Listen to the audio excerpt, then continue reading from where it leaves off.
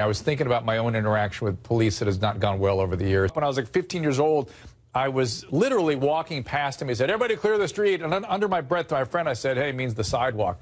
And I was lifted off the ground and shaken until I thought my head was going to fall. He said, you're just calling me names. What do you think you are? I couldn't believe he heard me.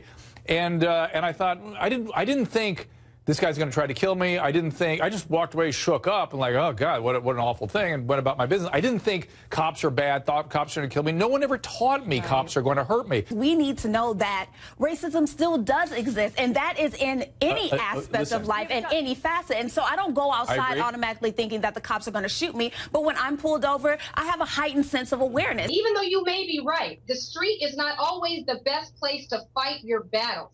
Sometimes you need to suck it up and deal with the situation until you can be in a safe place to advocate for yourself. It's not so much as my cousin passing, it's the way he was taken. And that will stick with my family for the rest of our lives.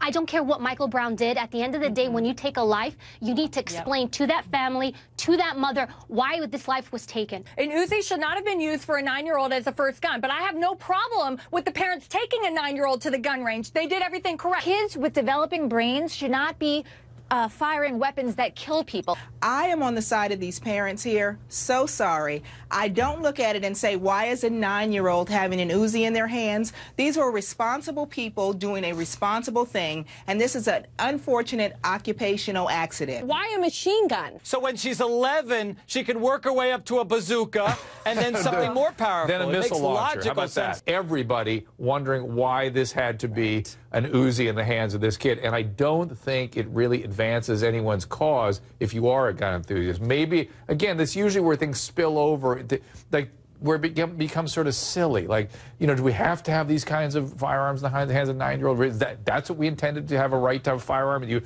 includes this kind of extreme weaponry?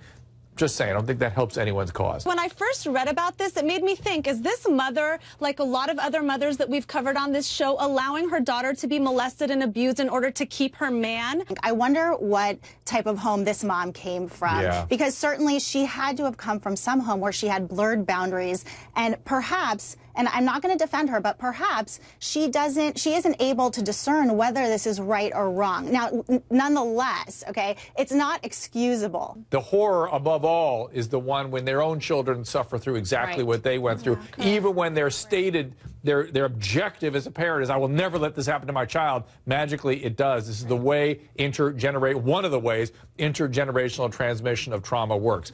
If you told me on the phone that you made that choice, you know you wasn't born that way. You know damn good and well you made that choice. Your parents are supposed to be the two people in the world that love you unconditionally, that support you all the time. And even if this is against the parents' religious beliefs, you don't treat your son this way for being gay. This is their house. These are their beliefs. They pay the bills. He's an adult. So it's probably a good idea for him to take this opportunity to now move on in his life, because no matter where you are and what you do, people are not going to always accept you for who you are. I lived in fear of coming out to them. I sometimes recommend to young men they don't come out if they know there's going to be a terrible. David didn't know there's going to be a terrible reaction, but if you know it's going to be a horrible reaction, don't do it. You know it's going to be bad.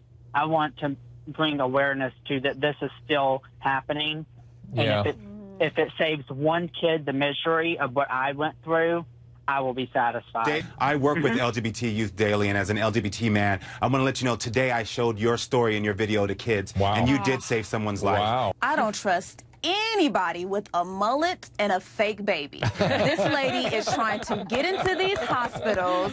She is a baby snatcher waiting for her opportunity. I don't think we're taking this seriously enough. I just gave birth 11 months ago, okay? I did not choose to wear scrubs. I don't even own scrubs, and she's not a nurse, so what is she doing with them? So she was completely lying. I might have worn my baby, jeans that have the stretchy top a little too long, but I wasn't wearing nurse Mike, scrubs. how about you? Wearing those stretchy jeans? Yeah, currently I am. She looked like her breath reeks of menthols, and she looks like she has made some bad choices with tattoo ink.